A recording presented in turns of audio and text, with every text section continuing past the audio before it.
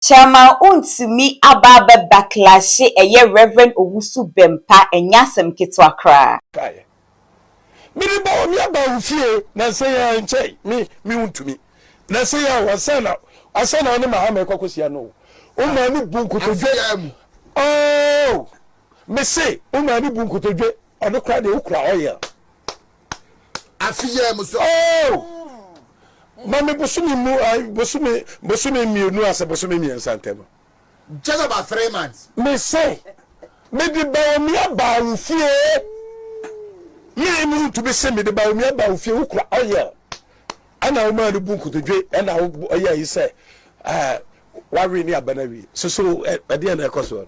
Na nie nti a eye Chama Wontumi aba asesi ade o backlash eye Reverend Owusu Bempah ni nyina ne se enkomhye bi a okohye edify eye John Dramani Mahama ehuntia ka kire mi ni enam opani na koma papanti onyame asado o man ahye ne nsabi bibia ntimi sia no kwa amen. Let's talk GH rumors. And then the first time I will copy into my video, Mr. will say over subscribe it and mammy. Now if you click it on notification bell on the society bear, you may upload new video via unsa to me account. Chama Wontumi ni expose our dear back concerning a Reverend Owusu Bempah no. Ni nyina gina say a Reverend Owusu Bempah beginning no MPP for camp. And after dear sesi a yenim so ogina NDC for campo wakwakoshe ye John Dramani Mahama enkomhye enam so ama ye Chama Wontumi abibie ki a wo kyese ukra no few days ago few weeks ago ukra no me de baomi abaofi abusia by Ghana TV say yen kan kire mu say hu behia say ye o my Ghana fo edie ye bedi de ye wo Ghana na fe ya hye de ye wo Ghana say de be ya o my Ghana ebetumi akonanim ne senti wo show screen ni so a wo behu say telephone numbers bi gu ho obetumi aye udwuma bi a wudi say made in Ghana product nkwa na wo ye dia wo ye 2 to 3 minutes video na de ama number no ye be promote ni free no money enti no uhia enquiries bi anso abetumi afre number no ene me ba ye you know naka Owusu Bempah ne nsem a wo keka na me ba na meti vote so no wa ene ka me ene na ka me ba be deal with na me ni nyina wadanfo ba ko bi e friend Kofi ono na afre me ana wo pa ma chew sanya sa enti Owusu Bempah me catch now plain MPP is a blood. MPP is a blood. MPP Emoja. MPP emoja. Party ni emoja. Me na be catch now. To Owusu Bempah. Sa odwen sa wo ye bema na sa wo kasa wo ho. Ene mete so na ma wo. Me se sa wo pa. Me metimi de me sase ato se ne matwa. Na me de asade me na Owusu Bempah me de abrel. Am wo hu se wo nsem ne nto ne ade a wo keka no. Anya se ntimi nkase o. MPP for na ma ya chewo. Eto se na wo ka. Woni agada kodi agro no obi ka ho. Obi ni ma de cry fa so ma oni agada be ya danfo. Me wo ana Owusu Bempah ayi aboa papo afre me. Se ya chi sofo Owusu Bempah. Adam say oh jai samara wakana no so chairman ya chi no enti na so ye bibi fa ho ana o connect you ade mame ana wo say ana busa sa de na si nyame nipa ana wo say me wo ho na ayi dampare aba ma asore no wa ba be chi me ana so how so I call dampare I call dampare. Dampare is my brother. So me friend Dampare no and was a chairman. I did see here say me police for no call ho I say ye omu twituo I wo TV so and now omu ha ase say omu ye investigation ye enti omu tete wo mu a ne be wura a friend say omu ko wura so mu so omu hwehwe nkofo no ma che wo na bu a wo ma bu wo ma yi pa asare ma na bu police phone yes aye and I'm so na say Dampare Owusu Bempah nye obi a wo hwehwe na wo hu no wo se asore ho na wo se wokọ se wo kwa akọchi no enti no de me no nya adwen ana se na cha me yabu ya police for no police administration is not only about me. Yeah. It's about omo ka hu ni nyina. Enti the chairman, omo police administration na decide say yeah arrest no. Na ono kura na onka ho. Na ye nkofo specific na omo ye no. Na oba police station ho ana o ha ase so de ne say bobo ayayi no. Ana omo investigation no a kire say ono so ka ho ana ma ye che no ayayi. Enti ono na kanya de aka hono no ka yebeche no. Yeah. Na mom okọ hono di police station ho. Obeye police station wo say ye memen kwara ye memen kofo ene saa ne ma no. Enti say ye wo kwara ne wo kofo ene ye idi a na che say wo say investigation come. So the decision was made by the police administration, not Dampare. Yeah. And I'm saying Dampare, please, President is not here. The Vice President is not here. And in Mesro.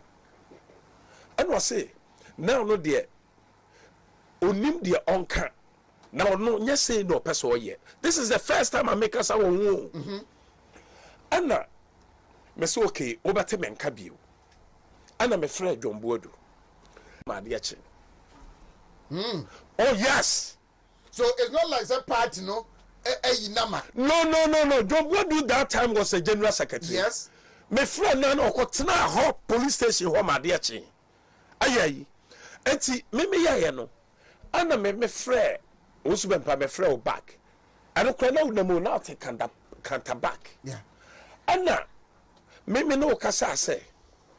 Me ne Dampare akasa ente ya mena me no enua me no ye no ana ma me sha ase say me ka ayia me one Dampare adi no me ka kire ne say na sosofo wan ka no kra kire me na wasem ka wo ka kire me say na asi enti no ka me frɛ Dampare no me nim de meka but wo ka kire me say onya hwe but this is what he has said.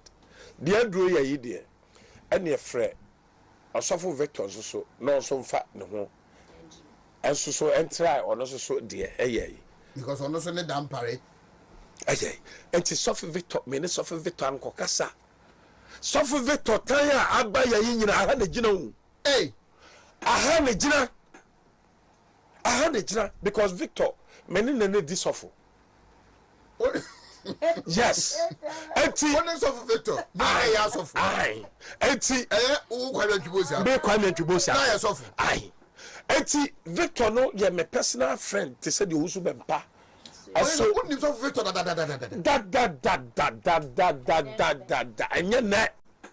Anya na. Until Victor asem na me ka yi pa.